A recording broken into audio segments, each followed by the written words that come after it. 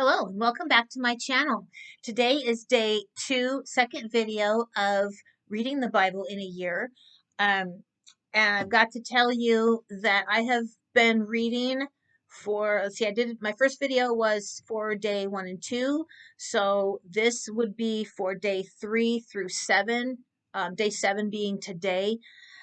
There's no way I'm going to be able to get through all of that reading. There is so much to talk about. So I just took some notes on some things that stuck out to me as I was reading.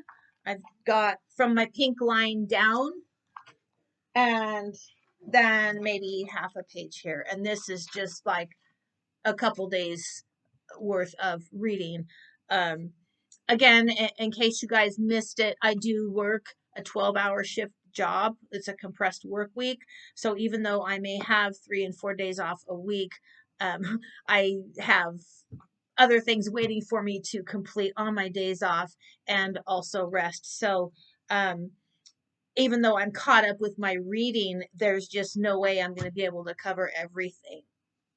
So I'm going to tell you what I read according to this little book here that I've told you in previous videos that I've got. And I'm finding I really like this book. It's really helping me know what to read, and things kind of come together and make a little sense to me. And I'm liking this book. And today, again, is day 7. And I'm up to date with it.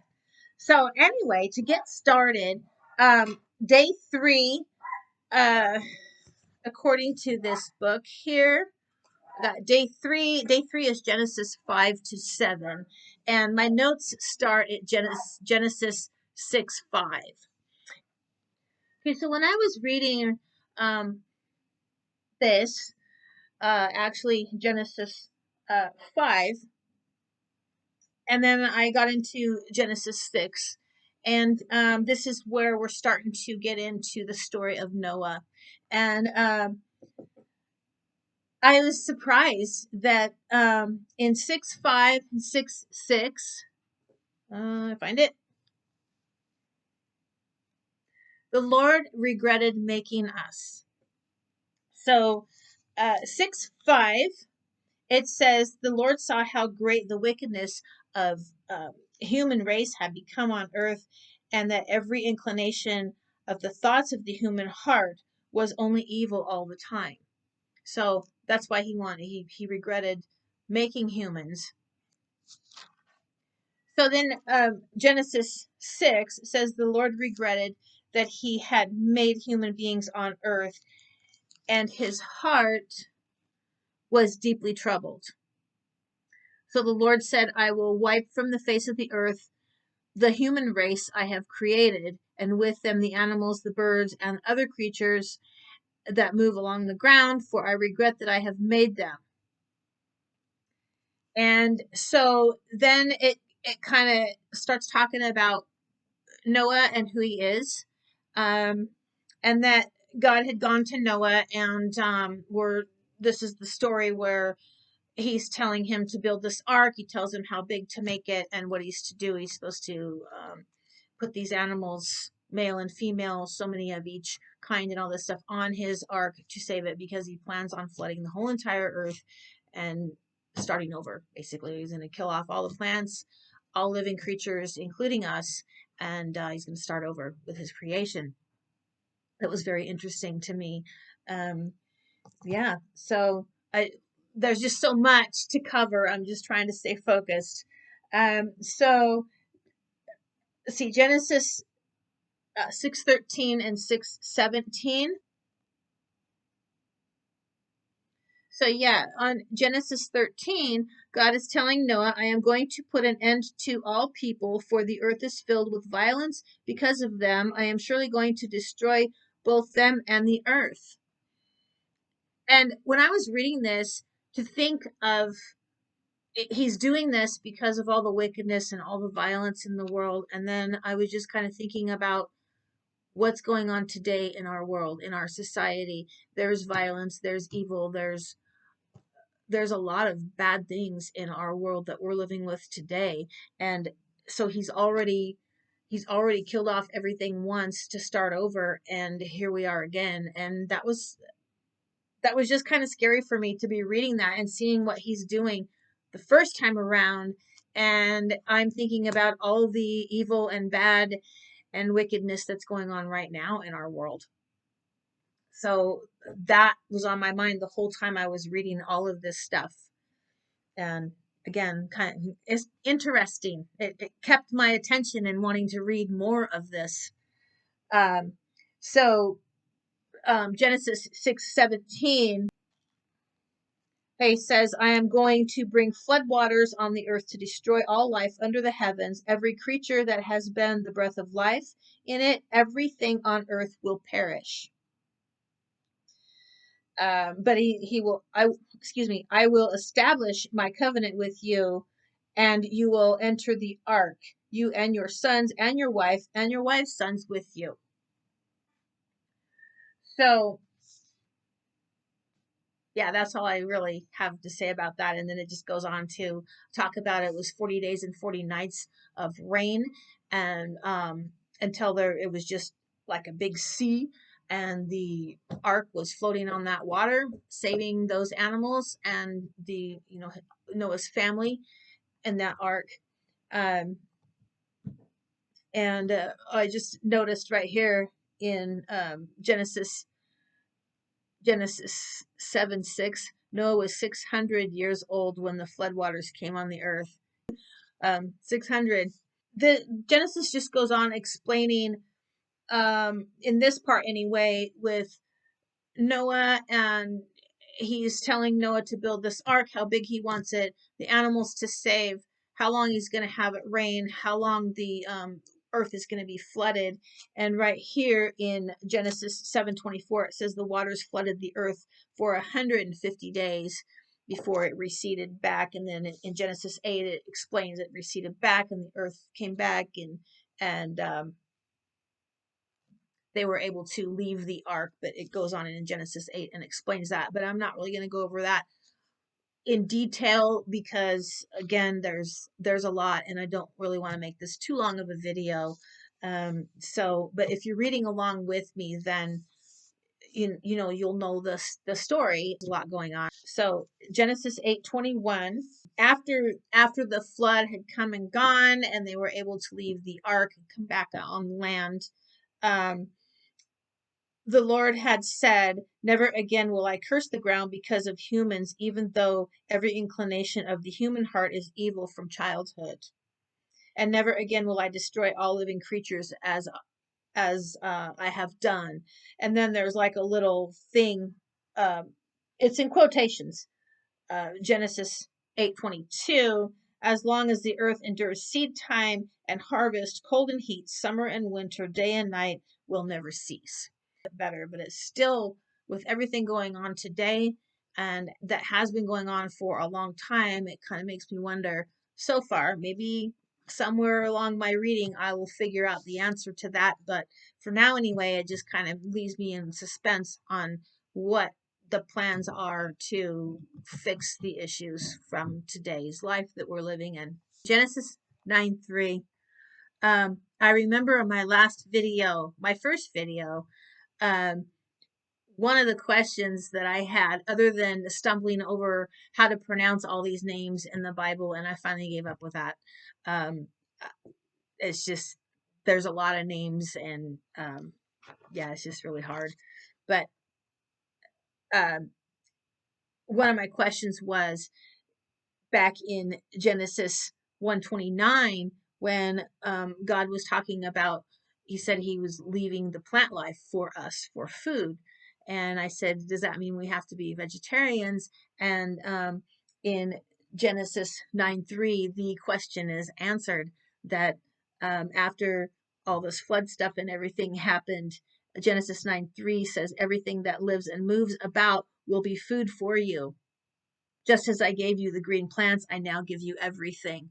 So, yeah, we can have food, we can have meat, which is good. I like salad, but I like to have my meat too. 9:11, God is saying that he'll never flood the earth again with floodwaters. He's talking to Noah, and he says, I established my covenant with you. Never again will all life be destroyed by the waters of a flood. Never again will there be a flood to destroy the earth. So again, it just kind of makes me wonder what's going to happen with everything that's going on today. And in 9:16, it explains, or around 9:16 and 9:16, it explains the meaning of a rainbow. You know, when it's raining, you got a long rainy day, and then the sun kind of comes out, and you see that rainbow. It says in here, the rainbow is a sign from God, telling us that He's not going to flood the land. That's what the meaning of the rainbow is. And I remember as a small child seeing the rainbows, and I always liked them. I thought they were pretty, but now I know the meaning of them. Now I know why there's a rainbow. So 9:16 says, whenever the rainbow appears in the clouds, I will see it and remember the everlasting covenant between God and all living creatures of every kind on the earth. That's all I'm covering right now. So Matthew 4, which is day 4.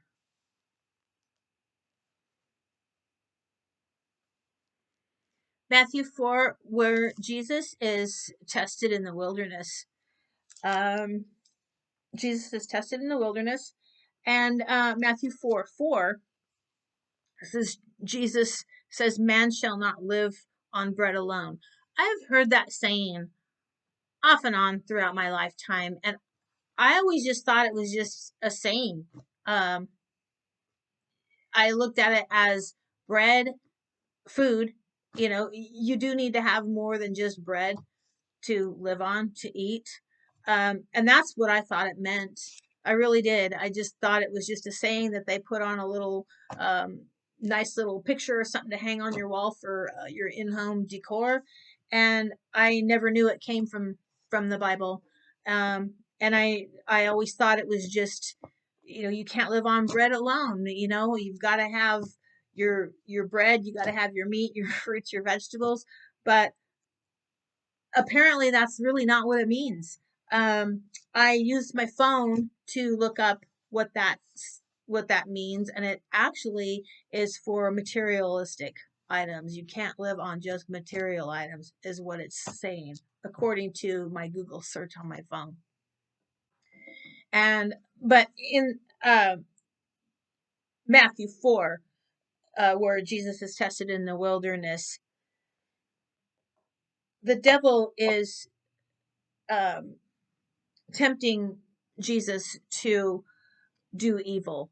Um, so let me read a little bit. It says, the tempter came to him and said, if you are the Son of God, tell these stones to become bread.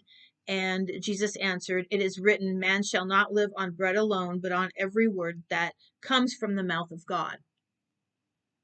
And then it goes on with other temptations that the devil is trying to get him to do.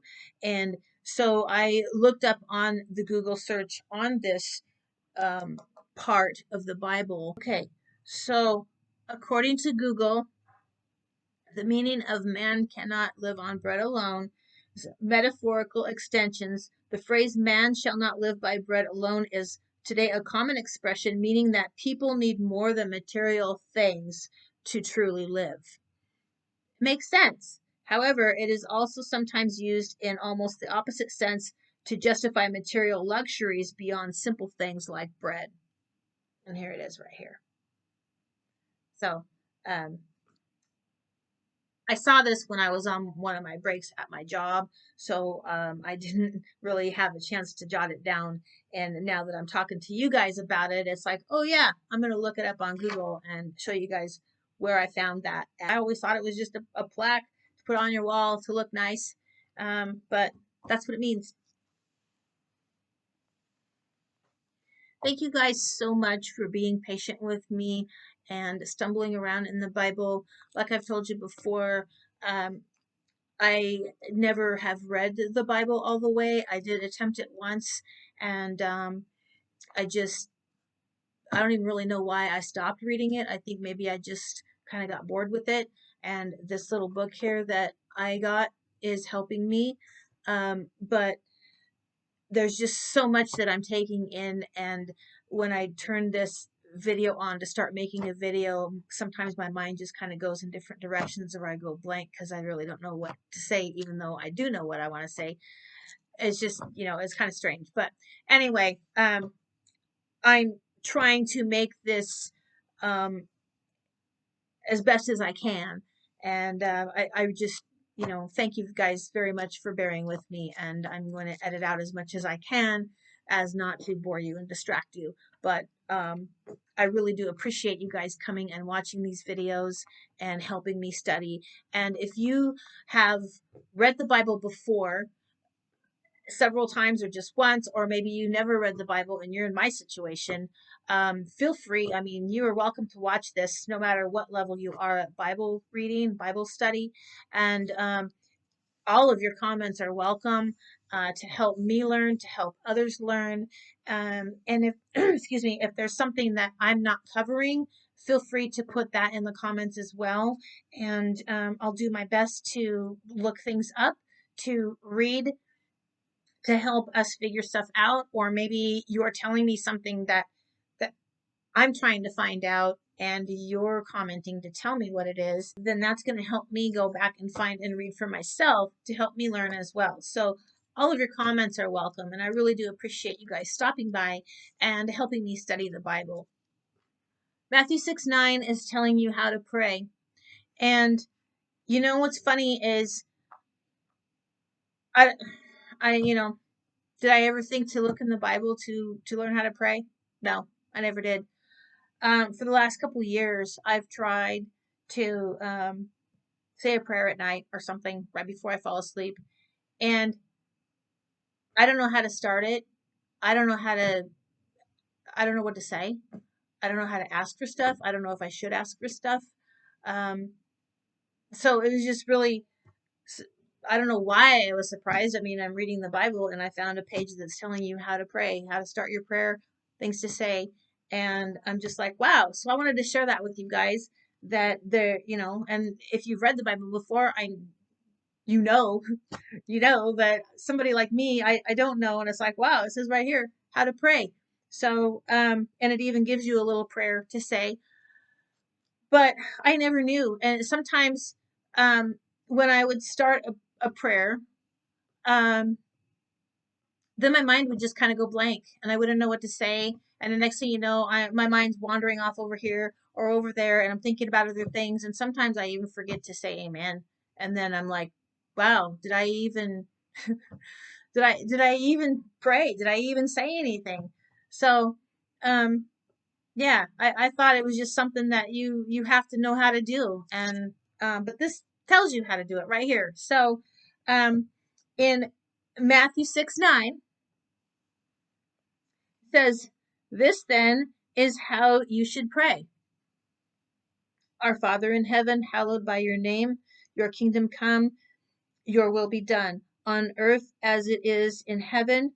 Give us today our daily bread, and forgive us our debts, as we also have forgiven our debtors. And lead us not into temptation, but deliver us from the evil one." And I think I've heard that before. Um, I don't know if I don't know where I've heard it from, but not the whole saying, but the part where it says, "Deliver us our daily bread and deliver us from the evil one." For some reason, that kind of sounds familiar, but the rest of it doesn't. So, you know, but now I know, and I've got it right here, and I know where it's at because I also put it down here in my notes. So, I'm really glad that I found that for this Bible study. Now, the I've only really talked about day 3 and day 4. Um, I haven't, and today's day 7, and I am up to date with this book. But there's just so much that I'm reading. There's so much that I'm trying to take in and jotting down in my notes so I can make a video. So, if you couldn't find this book, I don't know if all the books like these are going to tell you exactly the same thing to read or if they're different. I don't know. As I said before in a previous video, I didn't even know they made stuff like this. But I'm going to tell you that this is working really well for me. I really enjoy this book, and it's helping me stay focused, and it is helping me stay enticed enough to want to read. I wake up in the morning and it's like, I want to read this. And it doesn't take very long either. So I can read a little bit on each break, usually by the end of my day at work. Sometimes before I've even started my shift at work, I've already read that day's reading. And I do bring a little notebook to work for me, but I just haven't written any notes down yet, but I'm sure I'll get there. I'm sure I will get there. But this is week one for me, and even really delving into the Bible. Um, and this is video number two, and so I'm getting there. But I'm really enjoying myself, and I hope that you guys are enjoying these videos. And again, all of your comments are welcome. It doesn't matter what level of Bible reading that you have done. All of your comments are welcome. And I I am going to try and make a video every Sunday on the week's worth of reading. I probably won't cover every day because I'm finding out there's a lot here, and so yeah, but I will cover things that pop up to me. And yeah, so please comment in the comments below things that pop out to you in that week's reading. And have a good day. Enjoy the rest of your Sunday. And I will see you back here next Sunday for Bible study on Survive with What You Know. Have a great day. God bless. Bye.